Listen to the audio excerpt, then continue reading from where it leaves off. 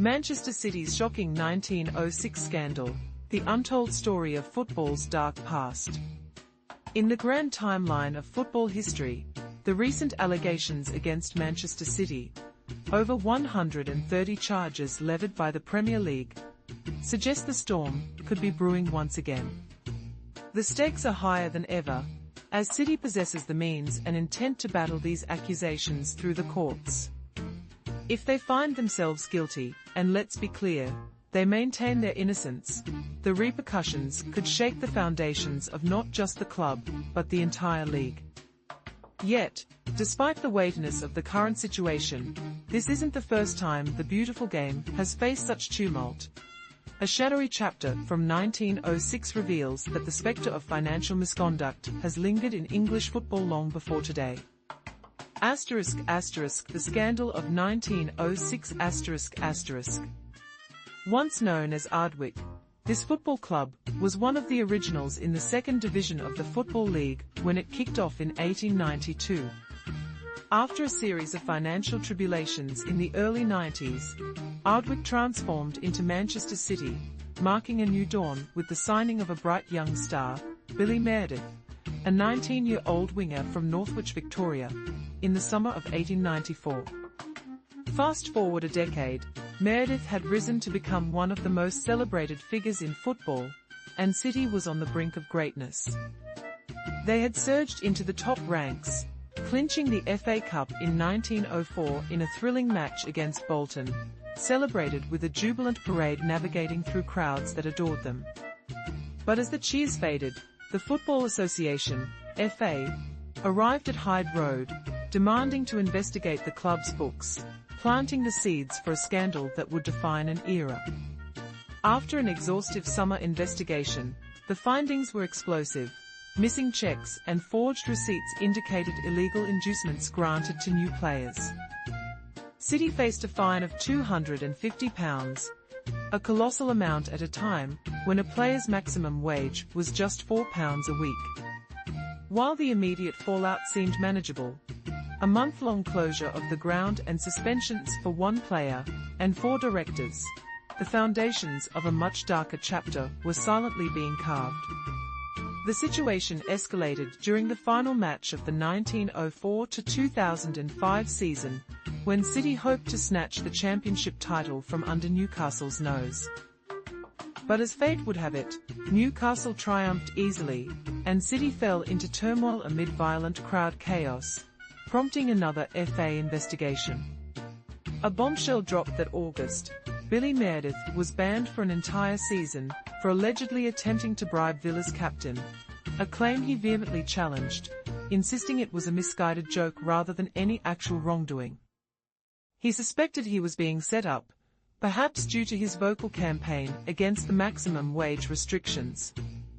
Throughout his suspension, City halted all payments to Meredith, leaving him feeling betrayed and eventually pushing him to disclose key financial secrets to the FA.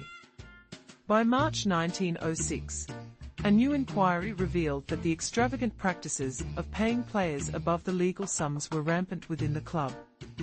By the end of May, the Commission's conclusion was damning.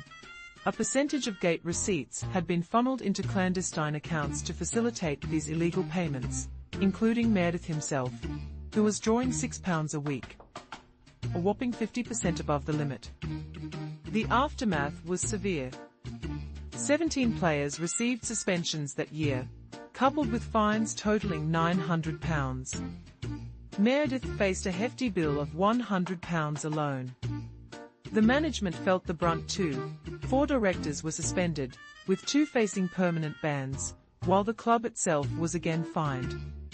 Although word spread among other clubs that they too were treading dubious waters, City felt the brunt of the penalties acutely, relegating from a robust 5th position to dismal 17th, further cementing their decline. But Meredith's battle was far from over. Incensed by the debacle, which he calculated cost him around £1,674, he found refuge with Manchester United. They covered his losses under the condition of his transfer, and the FA even permitted him back pay during his ban. City, desperate to move on, sold their suspended players through an auction. Ingenious United manager Ernest Mangnall swooped in and acquired 4 of them, and the very next season, those players helped United seize the league title, with one playing a pivotal role in their first FA Cup victory shortly thereafter.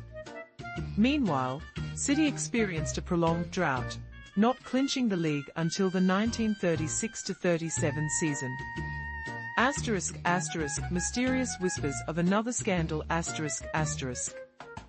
Fast forward to the post-war era, where Sunderland, hailing from a venerable history, struggled to regain past glory.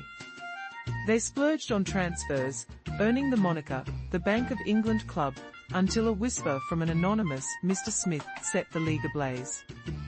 His detailed letter unveiled a web of illicit payments, leading to a joint league and FA probe that unearthed shocking evidence of imaginative accounting practices. Sunderland overordered supplies and cashed in on credit notes like clockwork, raising over £5,450 in illicit funds. Like City decades prior, they weren't alone in this underhanded game, but they were the ones caught in the act. As directors faced bans, more players were suspended, though these were eventually lifted. The season rattled Sunderland's morale, ensuring they narrowly escaped relegation, but left behind a tarnished legacy. The club, unable to regain their previous form, has since only tasted victory on a single major trophy over the decades. Unraveling the identity of that shadowy Mr. Smith remains a mystery, but the whispers of discontent and betrayal echo painfully in football, even today. In an ever-evolving game, where wealth dictates worth, the spectre of financial misconduct continues to hover over the giants of English football. Manchester City now faces a dramatic chapter that ties back to a history of scandal, and the stakes couldn't be higher. Will they tumble from their vaulted position, or will they emerge resilient? Only time will tell, but one thing is certain: football's history has not forgotten the cost of ambition.